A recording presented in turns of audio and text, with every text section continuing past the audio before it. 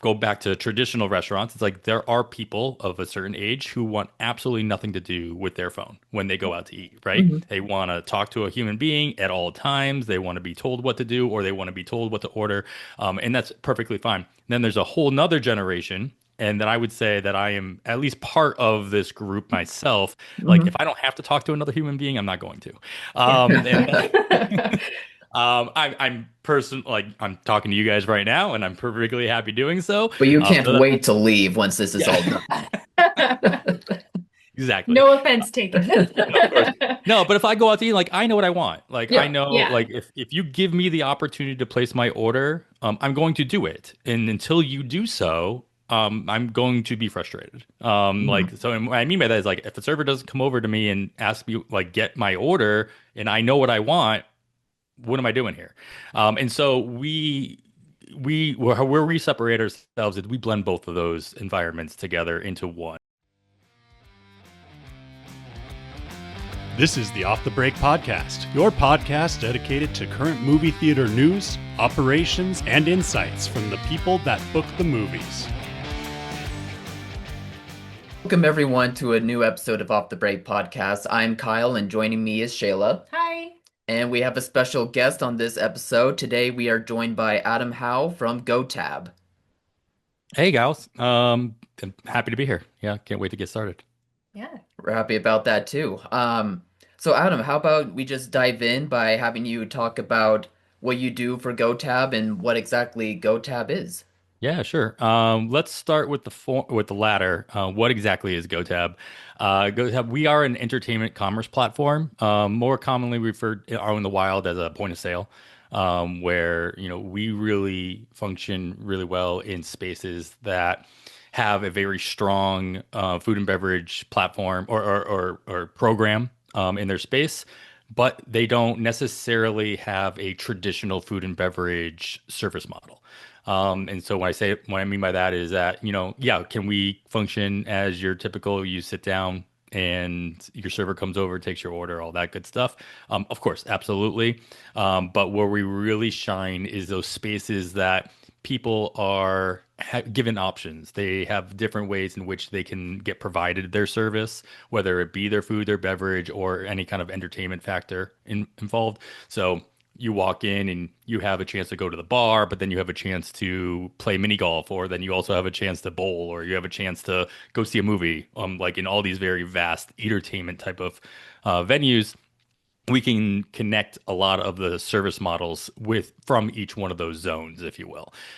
So no, GoTab was founded back in 2016 strictly like mobile ordering. So QR ordering, order from your phone, order online.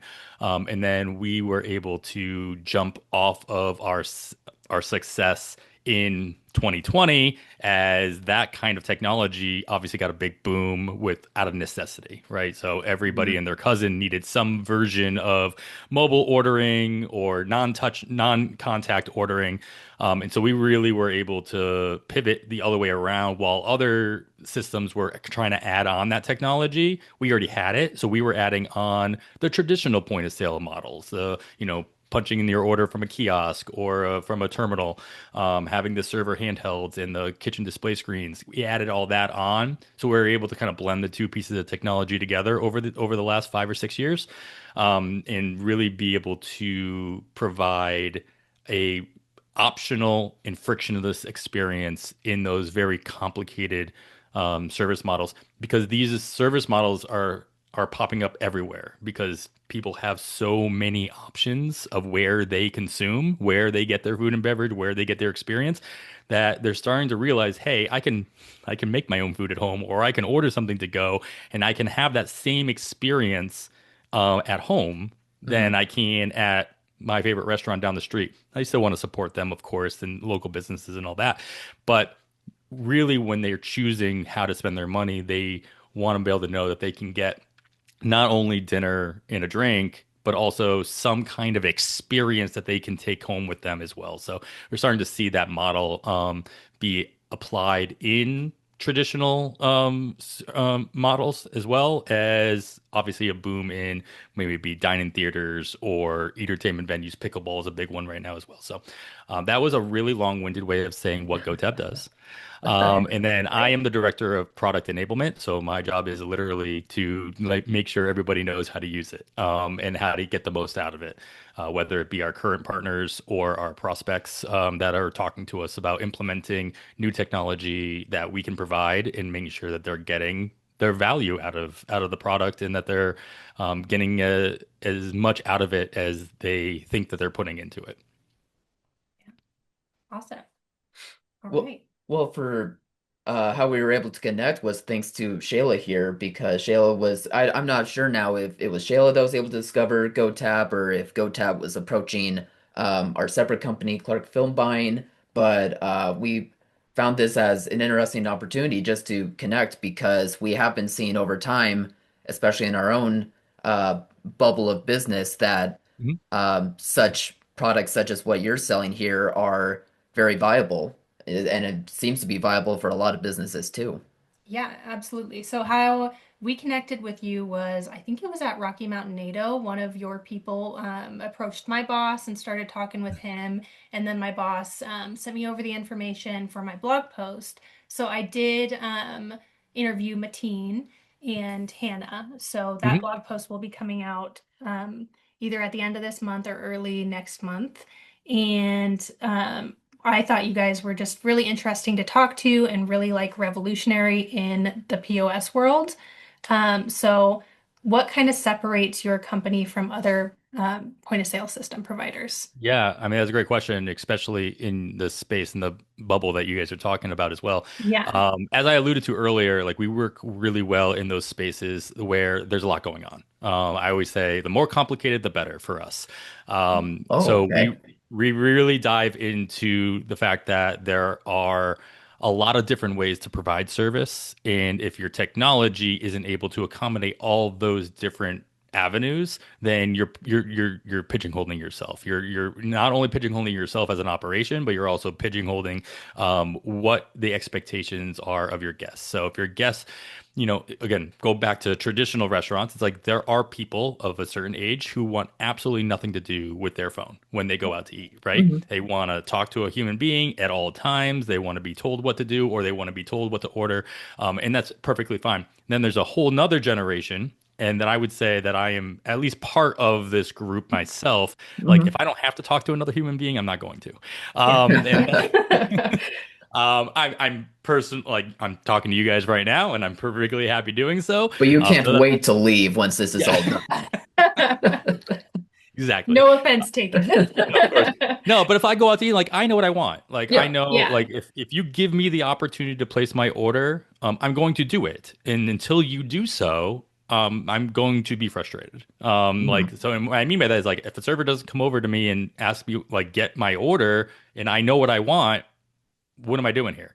And so where we separate ourselves is we blend both of those environments together into one, so that you do have a group of four people of all varieties of like where they fit into the spectrum. They can all be accommodated.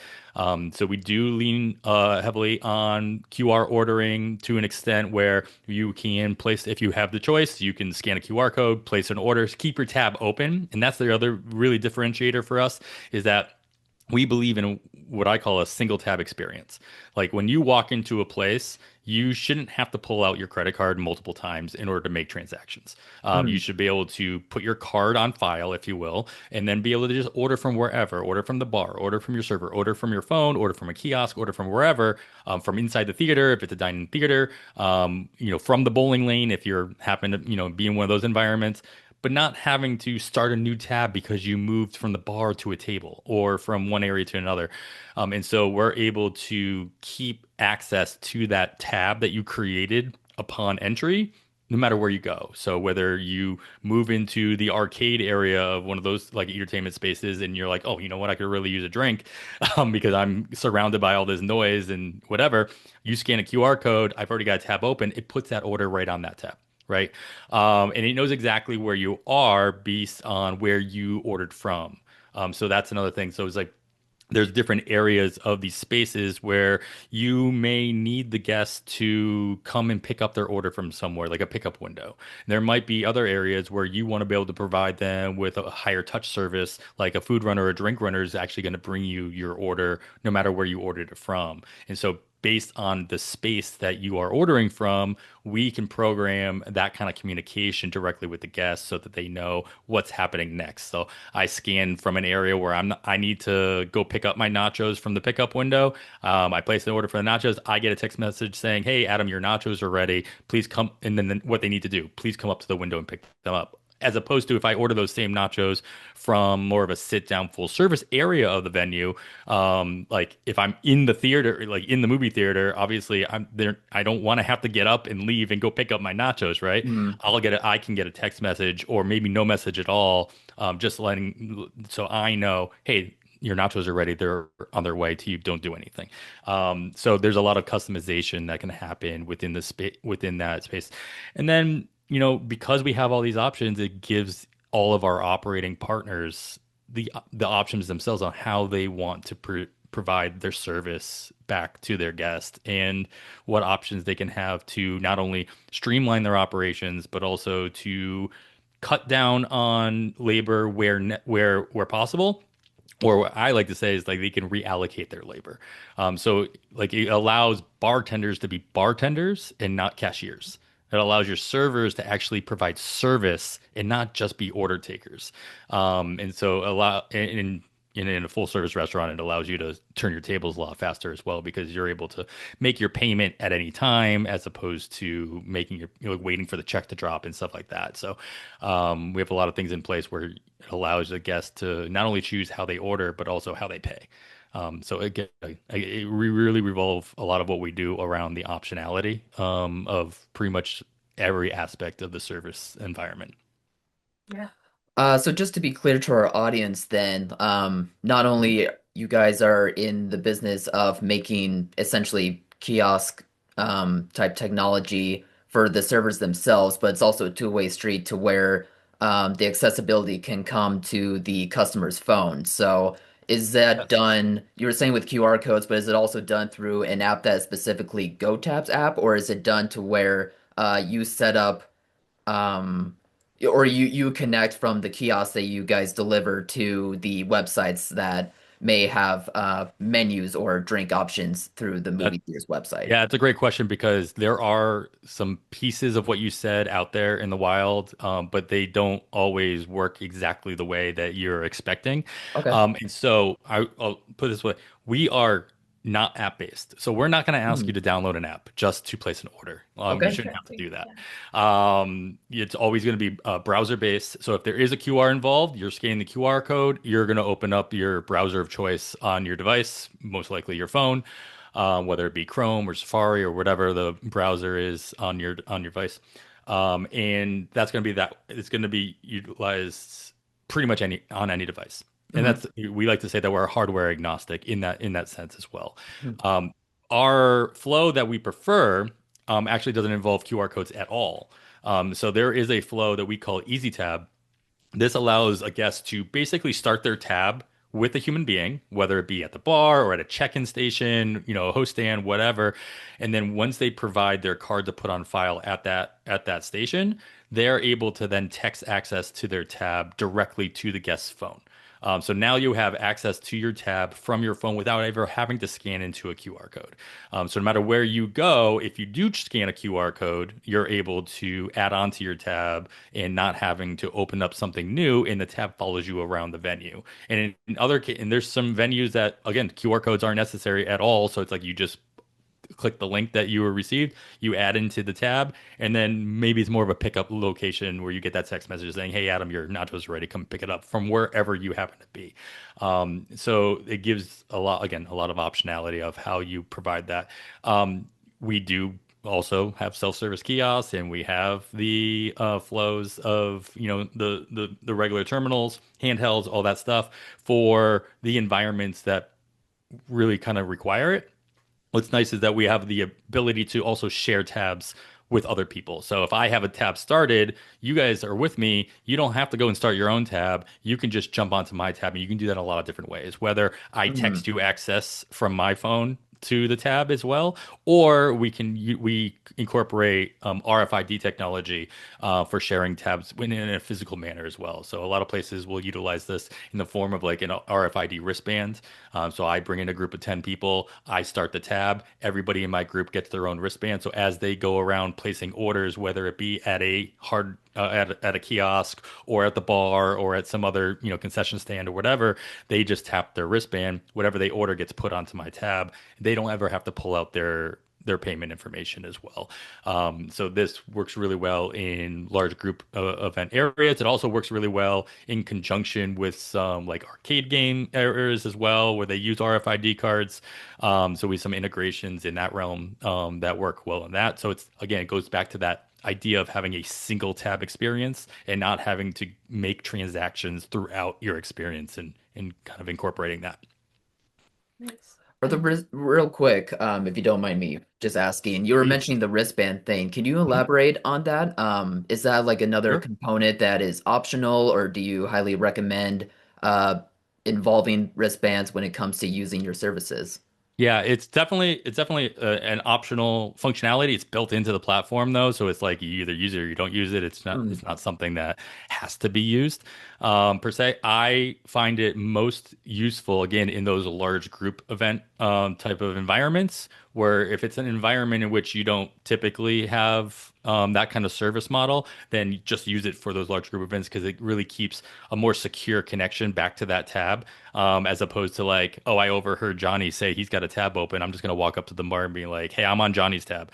yeah. And unfortunately, there are people out there who will do that. Yeah. And so adding that RFID connection, and the RFID cards or wristbands can come in a lot of different forms, like little fobs or wristbands or cards you put in your wallet.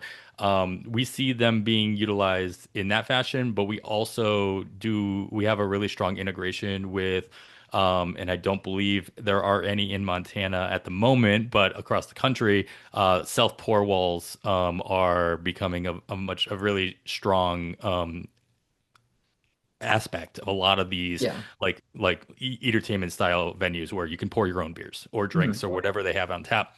And they're That all is RFID wild. based as Yeah. well. I know, right? So That's funny. there's a couple states where you're actually not allowed to do this, obviously. I think But most Montana of the is one of states, like, them. yeah, and I For think now. For now. yes, for now, I do know that there's some paperwork that needs to be looked over and signed off on. But Right. so I think it'll be coming sooner rather than later. Um, but how that works is that we're able to then use the RFID cards or wristbands that are attached to the tab that you created in GoTab, and it works right with the wall. So I walk up to the wall, I tap the card, I pour my beer. If I pour 3 ounces of a beer just 'cause I'm trying it out, then 3 ounces of that beer goes on my tab, not a full pint, right? And that's obviously the draw of that kind of technology. Mhm. So we see the use of our RFID technology blended in with other RFID technology softwares that we integrate with to work a lot more seamlessly in those types of environments. Again, trying to create the least amount of friction points, not only for the guests to place orders, but also the operators to keep those orders all combined. Like I used to operate a 50,000 square foot entertainment venue out in Oakland, California. It was a very busy place. And it was I really hard. imagine. This was back in 2015. So this is like 10 years ago, 10 plus years ago technology didn't exist, right, to do the kind of a lot of the things that we're talking about doing. And so I look back now and I realized I really missed out on a lot of revenue. Because tracking down all my guests as they're wandering around such a vast space was next to impossible. So unless they were kind of like sitting in a spot where they knew where they were going to be, and then the server came over and took their order, we captured that. We were able to convert those guests into actual revenue as opposed to giving them all the options at their disposal and not having to rely on my staff to be like again order takers. So we were still very successful. Don't get me wrong, but and I look back now, I realize, oh wow, we could have made a lot more money if we had that at our disposal. Not only the RFID, but of course the the mobile ordering connectivity back to the single tab experience would have been really really nice to have. Yeah, Certainly. definitely. And I understand from my other interview that you guys kind of build the POS system from the ground up, depending on the venue that you're working with. How would that work with kind of a movie theater environment? Mhm. Yeah, that's one of the things that's the one, I guess one of the best parts of my job is when I started with GoTab, like I had a lot of other point of sale experience. I've been operating for a long time and I've been able to utilize and pick apart the point of sale systems that I was using. I would always try to make it do things that it wasn't really supposed to do, by just trying to figure out, oh, if I change this setting or if I made this button over here or whatever. Mm. And so the very first thing I did when I started GoTab was I tried to break it. And Fair. reason, and I was never able to necessarily break it because of all the different settings that you can toggle on and off. I mean, yes, you can break it in the sense where it's not going to do what you wanted to do because you hit the wrong setting. Yeah. But that's our job to, consult with our operators to make sure, hey, listen, do you want to do it X, Y, and Z? Then cool, we'll turn this setting on, off, whatever, and then we'll be able to manipulate it in the way that makes sense for your space. So what we see in a lot of like dine-in movie theaters is there's a really strong connection to that QR ordering because you have a QR code printed at every seat so that you know exactly where this order is coming in from so that in most of these spaces, you do have a food runner or a drink runner that's bringing them out because people don't want to get up and miss the movie, right? Of course. And so you know exactly where they're ordering from. You know exactly what kind of communication is going to be communicated or not communicated based on what theater they're in, based on what row they're in some cases, or even what seat number they're in as well, or what they're ordering as well. So that communication becomes really, really important and really, really fine-tuned based on the setup of the venue, the type of service, again, that this theater is trying to provide. And because most of our theaters end up utilizing a combination of that easy tab flow I talked about earlier, where you're actually starting the tab when you check in. Maybe you even go up to the concession stand or the bar or whatever and start that tab. That way, get your first drink, get your first piece of, food or beverage, maybe even the box of candy. And then you bring that into the dining room. You already have that tab started. So when you do scan into that spot, any additional things you're adding onto it, again, they get the communication back to the person who ordered it, not the person who ordered that started the tab per se. Because if I start the tab and you guys are on it, and then Kyle, you go to place your order. I don't need to know what you ordered. I can look at my tab after the fact and I'll know that you ordered it, but I don't need communication from the kitchen be like, "Hey, your drink's going to be X amount of minutes or whatever." It's like, "No, just tell Kyle. He ordered it, not me." Yeah. And so there's a lot of connectivity to the specific zone in which you're working in, especially in a dine-in theater. Every theater is going to have different start times, different stop times, expected stop times, and how that works a lot in those theaters is that because the tab itself is connected to the individual, to the guest, it's not tied to the QR code or to the seat number.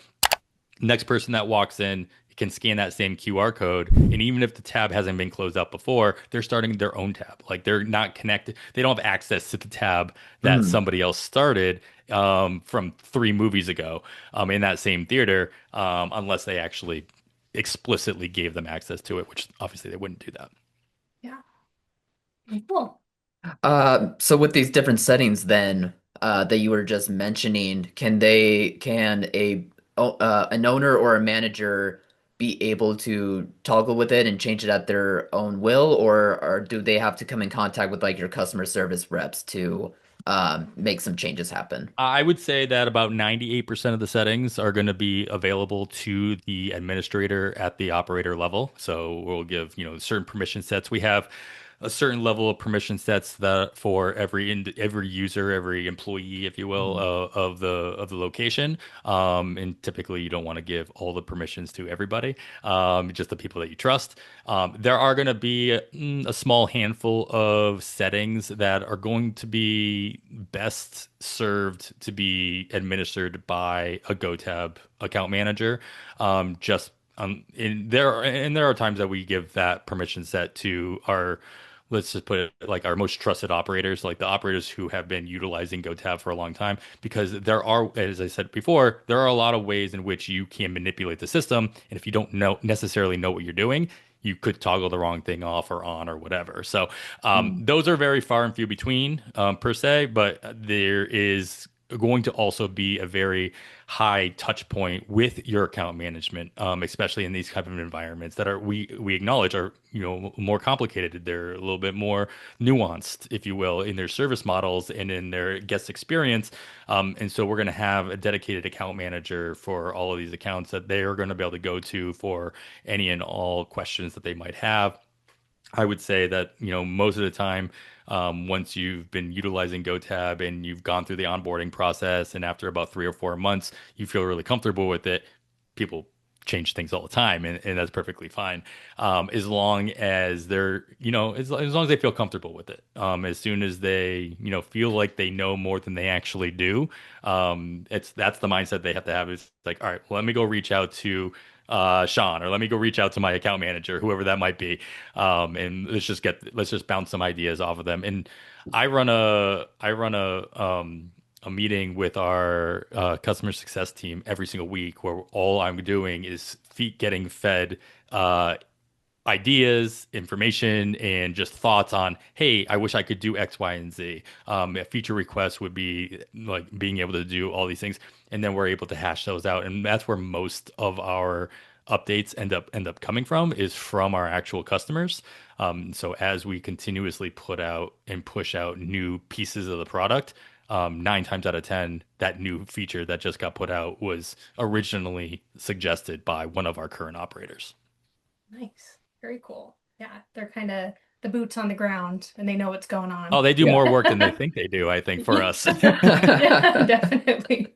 What's nice is that Um, we have such a large group of people at GoTab that have hospitality experience, whether it be as something as what seems to be as simple as washing dishes or bussing tables, to multi-unit director of operations, myself included in that second bucket. Well, actually, both buckets. yeah. And so we're able to really feed off of each other for those things, but they're living the life in the moment. And as we start expanding into, again, these much more complicated or nuanced environments, we're going to really lean on a lot of our current clientele, especially in those different spaces, whether it be dining theaters or entertainment venues, or resorts or what have you. And yeah, I think one of the coolest features that we put out came from one of our dine-in theater partners, Majestic Theater out in Arizona. They have a couple of locations out there that we now have a dark mode for our online ordering. That's great. It's Yeah, and so that's awesome. really cool. I mean, it's pretty straightforward. It's pretty simple. It's like everything's just dark, Yeah. because you Mhm. want to put as least amount of light in the theater, shining out from your phone as possible. Mm. But there are some people like myself who won't do anything if it's in light mode, in general. So it's Mhm. just nice to know that came from that environment. It probably wouldn't have come from any other environment, but No. it has application, whether you know it or not, in those other environments as well. So my next question for you was when I was speaking with Mateen, he mentioned that your servers are capable of running without Wi-Fi capability, or that you're working on something like that. So as like a previous server, that like healed something in me because Yeah. as soon as your Wi-Fi is down, everything is down and people start flooding in and it's like the most stressful experience Well, ever. that's the only time your Wi-Fi goes down, is when Yeah. you need it the most, right? Yeah, Yes. exactly. Yes. Murphy's Law. Too Yeah. true. Yeah. So yeah, we've been working on this capability for the better part of the last 2 years, because it's that important, and it's been a really proud moment of ours to actually start getting it out into the wild in beta form, getting some more feedback from operators. I told you before, like that's something that we really pride ourselves in doing, and it goes by a bunch of different names internally. But what you'll probably see it out in the market as is it's called Sync. What it does is it utilizes an on-premise server, like an actual server. Go back old school. If anybody out there has been working in a restaurant, they know that their point of sale lived in the office on a computer, right? It wasn't actually connected to the internet. It was just sitting back there.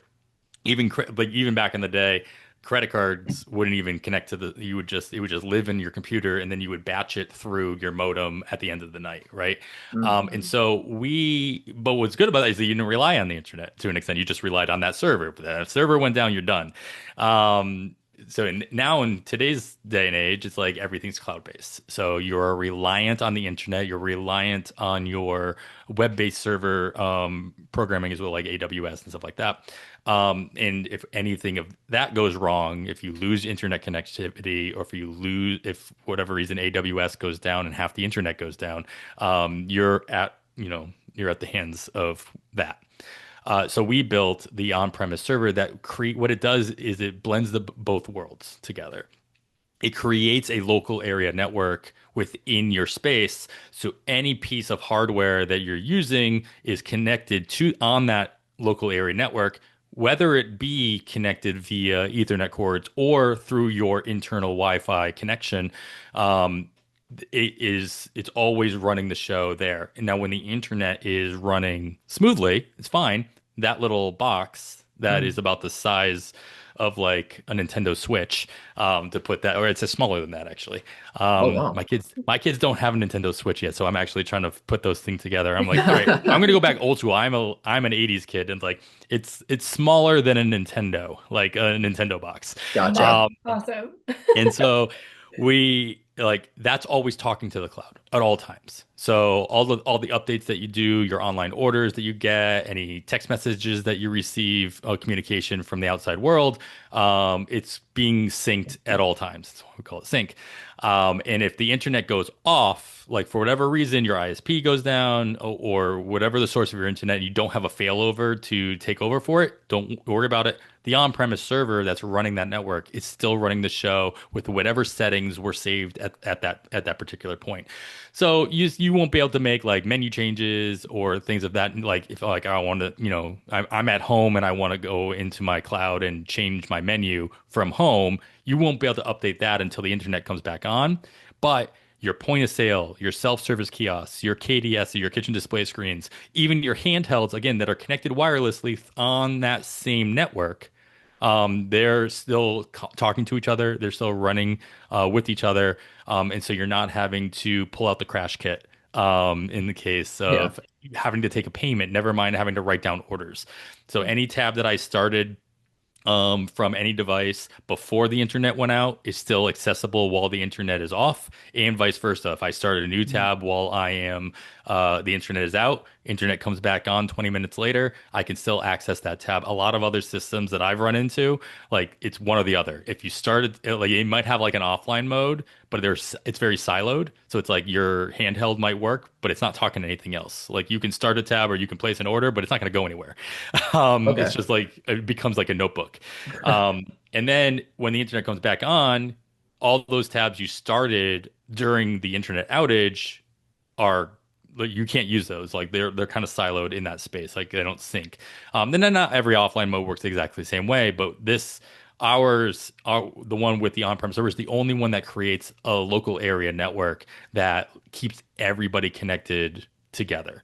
And so you lose the ability to take online orders because again, you're still reliant on the internet for those outside orders to come in. But anything that you're running internally is business as usual. And most people, besides seeing the actual little notification that says you are running in sync mode right now, versus you're all by itself, or on premise, besides seeing that, you'd have no idea. So it's been really great to see that. And our dev team worked pretty much around the clock for 2 years to kind of make sure we fine tune that and get that out there, because it's kind of a game changer in these spaces.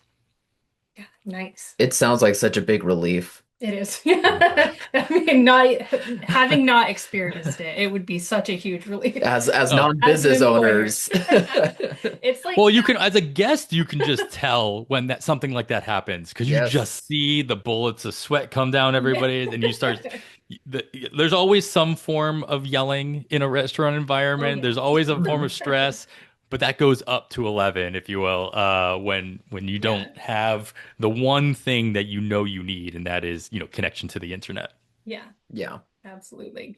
Out of curiosity, then, I know that a lot of this talk has been about food sales and drink sales. Is it possible that this can also be utilized for purchasing tickets or purchasing seats or assigned seating, since it may be easier for movie theaters to have a system that is like a one fits all type of situation for themselves? Yeah, sure. I mean, like I said this earlier, it's my job, or I take it upon myself to make my point of sale do things it's not really, marketed or meant to do, right? Hmm. So can you do a lot of those things? Yes, I'm sure we absolutely can. But what Okay. I'd rather do is lean on some of our integrated partners, that we have and currently are building into, that already do those things really, really well, to make what to your point, that seamless one-stop shop platform, or at least what feels like it. Yeah. And for me, the word integration, I always know that the word integration means so many different things to so many different people. And the word integration means different things between different types of software. Like we have integrations that just go one way. Like we're just pushing information from GoTab into some database. Mhm. Or there's other integrations where we're just pulling information from them and they're not pulling anything from GoTab. And then obviously there's two-way integrations as well. And those are usually the best ones that feel like they're the most seamless as far as how they're talking to each other and what information they're sharing. And so when we build out these integrations, we're trying to fill a need. We're trying to fill a gap and make the experience that much more seamless, even more seamless than we're already trying to provide on the food and beverage side. And so when we work with, ticketing platforms to kind of build that out, we want to make it so that, our ideal scenario in that is like, all right, well, go ahead and buy your ticket online or at the counter. Mhm. But then once you do that, hand that off onto GoTab so that that tab is already started, right? So you've already saved that information so that the guest again is not having to force to like well, I already gave you all my information because I bought that ticket, right? Or I Yeah. reserved that seat. And so that's our goal when we are building out these relationships and integrations in this space, is to create an environment to fill a hole for a lot of some other systems that don't have the functionality that we do, especially on the food and beverage side, while also being able to provide the guest a more seamless, experience throughout their walking in and through, and then out of a theater environment. Thanks. Okay. Yeah. And speaking of integrations, I understand that your POS system may have like customer tracking or employee productivity built in it, or do you have like an integrated partner where you can track that kind of information? Yeah, I mean, we have a lot of different ways of a lot of different things that we report on natively within the back end of the GoTab. So with every location comes what we call a manager dashboard. And a manager dashboard is where you're making all the magic happens behind the scenes for your location, whether it's changing your menus or updating product information, down to running any report that you can really think of. I want to know how many beers I sold during this movie in this theater, at Wow. on this day of the week. Mhm. And so we have a really intense what's called product mix or PMix report, again, where you can really dial it down for the information that you're looking to find out. I care about, what I sold in this theater. I don't really care about anything else, or I can just make it as general as that. But I really want to find out exactly how many, pizzas I sold during the new Avengers movie on Tuesdays for whatever reason. Mhm. So there's a lot of ways that you can filter out that information, and then every report is downloadable into either an XLS file or a CSV file, more common. And it would be easy to upload that into whatever spreadsheets and create as many pivot tables as you want to really manipulate the data. When it comes to, actual user, what we call internally are called users, but employees, staff, productivity, that's all built in as well. So that can either be reported on through the PMIX report or just user reports in general. There's also reports that are baked in showing, comps and voids and discounts. So it's like, I know that Susie gave away the farm on Tuesday. Let's find out why. Or wait, Susie doesn't have a manager permission. She shouldn't be able to comp anything. So what manager approved that? And so there's a lot of ways in which you can really kind of drill down into what it is you're trying to find out with whatever goal you have in mind to make changes. And the more information you have, the more accurate changes that you can implement moving forward. And I always like to say, like, listen, this is your data. It's not my data. It's like you're gonna have access to this data as long as you need it. God forbid, you come and start using GoTab a year later, you switch to something else. You're still gonna have access to your data from Mhm. GoTab. It's like we don't just turn it off. And so we like to say like it's a good source of truth no matter what. And there's going to be accounting chart of accounts already built in. So we do integrations with your common accounting softwares like QuickBooks Online and stuff like that. But knowing that we already have that built in with accrual accounting, deposits, deferred revenue and things like that, that make sense on the accounting side. Accountants usually love looking at our stuff just because it's already built the way that they're expecting it to work, as opposed to like daily deposits and like having to do journal entries and move things around. And so that data is a lot more clear cut in that realm, but then being able to pull the information that you want to make the changes that you want in the future is kind of at your fingertips. And that part is completely cloud based, so you can access it from anywhere and everywhere, whether it be your desktop on a browser. There is a dedicated app for that if you so choose to use it. It's called the GoTab Manager app. You could download it right now if you wanted to. You won't be able to do anything with it, but you'll know it exists. Um, and it just runs the manager dashboard on a dedicated app on your phone. So again, you take it Mm. with you, do things from remotely, or if you're on site, doesn't really matter. It's just dedicated on that app in and of itself. But what's nice about that is you can get some notifications on certain things that might be happening in your venue at any certain time. Like if somebody 86's pizzas and you're like, wait, we have plenty of pizzas. How come you'll get a notification as a manager to be like, oh, somebody thinks we're out of pizza. I'm going to call them up and be like, no, we have a bunch of doughs in the back. Go stretch them. Um, I have some pizza experience, which is why I keep bringing pizza up as an example. So I'm if not you're wondering, complaining. like, yeah, It's relatable. there we go. Everybody knows what a pizza is usually. Yes. Um, but yeah, so yeah, there's a lot of reporting that's built into that they have full access to. What's nice on top of that is that a lot of these theaters that we work with, yeah, we have some that are just single locations, mom and pop type Mm. of, just like any other industry, right? But then we have our multi-unit, multi-screen type of venues, three, four, five, six, seven locations. The reporting on the back end is very malleable to have who has access to what pages, based on your permission levels and what locations you actually are managing. So if you have a director of operations that obviously needs access to every single location, they'll have a nice little roll-up page where they can see sales from every location all at once, all rolled in together and then all broken up. But then you have Johnny, who's just the regional GM of two of the six locations. Johnny only needs to see those two locations, right? Yep. And so we have a lot of ways in which we can group locations together to have either rolled up or non-rolled up locations, and then also different access levels for the permission sets for those managers that need it maybe one place, but then at another location, they're just filling in so they don't need all the permission sets. So you can fine tune what that permission sets are at each location so they can't do more than they need to do at the correct locations. Yeah, that's awesome. Well, speaking of talking about you guys ranging from helping small businesses all the way to bigger complexes, I guess that leads me to wanting to ask if when it comes to pricing or your structure of how pricing works, is it based on maybe for theaters specifically, is it based on screen counts? Is it based on location and how much of a population you're in? Or is it more of a tier based all across the board where you can have like a basic tier of whatever offerings you may have all the way up to the premium package or however you Sure. may phrase it?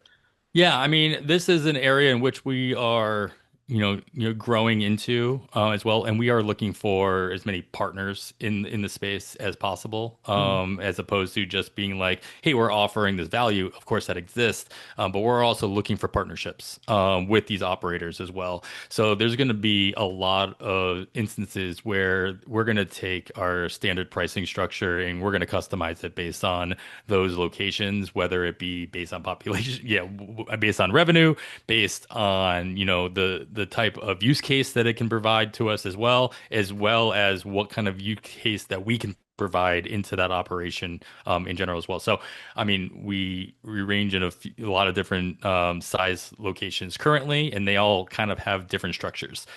If you go to gotab.com/pricing, I mean, that's our standard pricing for all of our software. It's pretty straightforward. We like to be as little frills as possible when it comes to that. But of course, there's always room for negotiation when it comes to different use cases, and then we'll always have those conversations. But if anybody wanted to get a good snapshot of what it might cost, yes, most of the time it is based. So there's basically four levels of cost when it comes to signing up with GoTab. One, we do all the processing built in. So there's going to be a credit card processing rate that is negotiable and depending on your revenue and all that good stuff. And also the type of card mix that you're getting in. We are extremely competitive in that rate. It's like we provide a good value of the product itself. We just happen part of that value is that all that payment is integrated into the system. So there's going to be the processing, which is you only pay that when you actually process a transaction. And then there's going to be the software. The software itself is a monthly cost, and that will depend on what bells and whistles you really need. We're not going to make you pay for things that you're not going to use, and to an extent. And then the how many terminals you might have will dictate a lot of that as well. And you'll see that all broken out on the pricing page that I alluded to earlier. There's going to be two other aspects are going to be upfront cost. I would say, especially in the dine-in cinema space, what's really nice is that since it is mostly mobile facing, like you're relying on the guests to use their own phones to scan a QR code and place an order. You don't have to buy those, right? Like you don't have to have. Yeah. I was talking to a theater recently that had a self-service, like a physical kiosk at every seat. Now, like that sounds Mhm. really expensive. It does.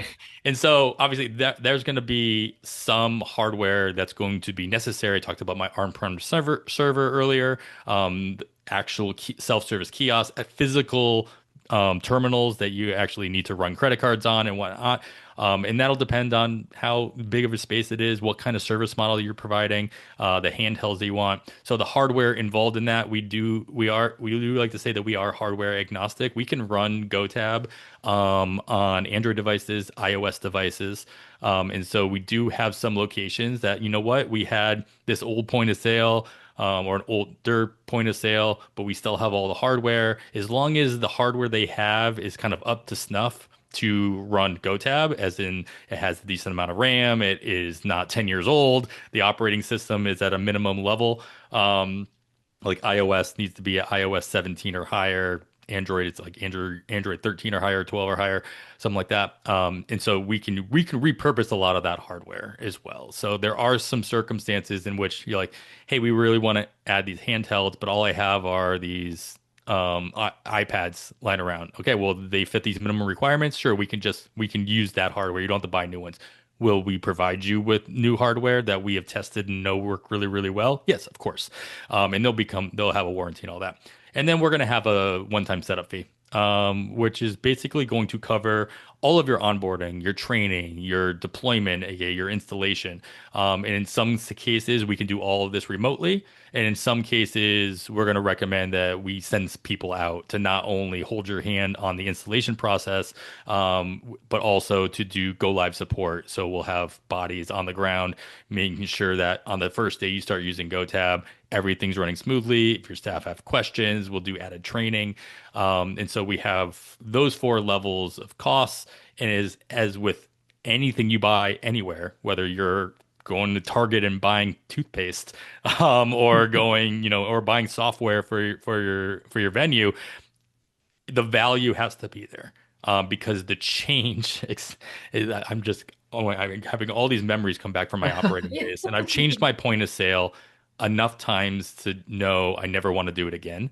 And that's not the best way for me to sell, obviously, on it, but it's true. It's like it's the worst thing that you can do is rip out something but it's causing you pain, and to replace it with something you have a feeling will be better, but the pain of changing that is difficult. It's open heart surgery for your venue because it is the lifeblood. It's the heart of your space.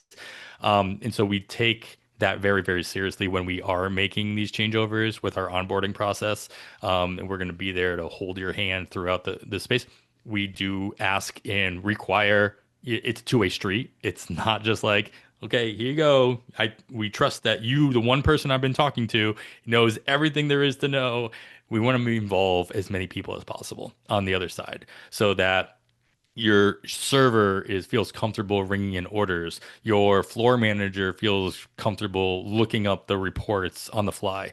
We want to make sure that there's a lot of buy-in from all corners of the venue, not just the owner who signed the contract, who loves the way this is going to save him a bunch of money in the long term. So that's part that's really, really important to us is that partnership I talked about earlier that we're looking to create, not only to get this technology into more spaces, and to show it off a little bit more, but also to create this relationship that they can be proud of, and they like, we made the right decision 2 years ago, 5 years ago, 10 years ago, to move into GoTab and to grow with them and have them grow with us, because that's the other thing is that because we're a one-stop shop in that regard, Yeah. every penny that we make as a company, because we're all businesses, we're all trying to make money, we're trying to save money and make money, it's going right back into the business. So it's like every penny that we make, we put it right back into the product. So we're bettering the product every day, every week, every month. And as you grow, the more our partners grow, the more we can grow, and then it just keeps going back and forth. So that's the dream. Yeah, No, that was a terrific breakdown. Thank you for that. Oh, definitely. And with movie theaters changing as much as they have oh my been in the past, goodness. Yes. and like the future of cinema and everything, I think that's really important as well. Definitely. Yeah. Uh, Like anything else, it's like the future of cinema is revolving around what can you give me? Like what other Yeah. experience? I mean, I'm sure we can create a whole nother podcast about Yeah. like, Exactly. I said earlier, it's like I can make my own food at home. It's like I can also Yeah. watch my own movies at home. It's like, yeah. so what Yeah. else am I getting out of that experience? And I come from the brewery world, and the biggest thing that I always say, and I've seen over the last 25 years in that space, is like, if you don't have food, you're doing something wrong, because Mhm. people need more of a reason than just your beer. Right. Yes, Honestly, definitely. we're getting to a point in going out to see a movie. It's like I need more than just the ability to. Now, don't get Yeah. me wrong. I'll go see like Star Wars goes back up on the big screen. I'll hmm be the first one in line, because it's like you can't get. I'm not going to buy a screen that big in my house. Just Yeah. not Yeah. going to happen. So you do. There is that added feel and those experience levels when you walk into that space and you see even an older movie that you just haven't seen in a long time in that kind of environment. But the more you can offer and the more ways you can offer it, in any space, I think is going to translate into what we see in the next 5, 10 years. Yeah. We absolutely agree about that. Yeah, definitely. I mean, people are coming out to see the big flagpole films, Hmm. but for the people that want to come out and have that community, it's important to have as frictionless of an experience as possible. Yeah. Yeah. Agreed. Yeah. I had one more question, unless if you had anything else. Okay. So just our final question here for this episode is that we heard that you also have a podcast, and you were so kind to host ours. So how about you just tell us about that real quick, what it's about, and where people can check it out? I appreciate that. Yeah, I was telling you guys right before. I get the experience today of doing two podcasts in one day. One where I was hosting it, and one where I get to be the guest. So it's a Yeah. nice change of pace for me. Yeah, we at GoTab we produce a podcast called Behind the Tab. You can find it anywhere that you listen to your podcast, and if you can't find it on your podcast platform, please let me know. You can just you shoot us an email at info@gotab.io. I'll get it. But more specifically, Adam.Howe, Howe, at gotab.io. Where me alongside my partner in crime here, Patricia Mejia, the CMO, our Chief Marketing Officer at GoTab, we kind of alternate episodes where we interview our partners, our operators, and then sometimes also our employees. And really what we're trying to get to is the use cases of what they're doing in the realm of hospitality. Um, it's funny because I in the episode I did earlier today, I think I said GoTab twice. And like the whole point is not to like like we've interviewed people that don't even use GoTab. It's like that's not the point of the podcast. The point of the podcast is to kind of see where hospitality is going in different venues, different concepts, different areas of hospitality, because the word hospitality is a very catch-all word. Yeah. And whether it be dine-in theaters or QS like quick service restaurants, where like or drive-ins or like anything in between. There's a lot of different aspects to what hospitality means in those different spaces. And so just trying to get as much feedback or insight from all those different eyes in different corners of the hospitality industry. And then hopefully everybody gets something a little bit out of it, and whether they are directly related to that concept or that area or not related at all. And they're like, you know what, that might actually work in my space anyway. That's really all I'm trying to get out of those conversations. And usually I get really fun conversations where I just like talking to the person, and the episodes are only supposed to be 20-25 minutes long. And I don't think I've recorded one that was less than 45 minutes so far. And that's probably on me just for Until being, now. Until now, I yeah.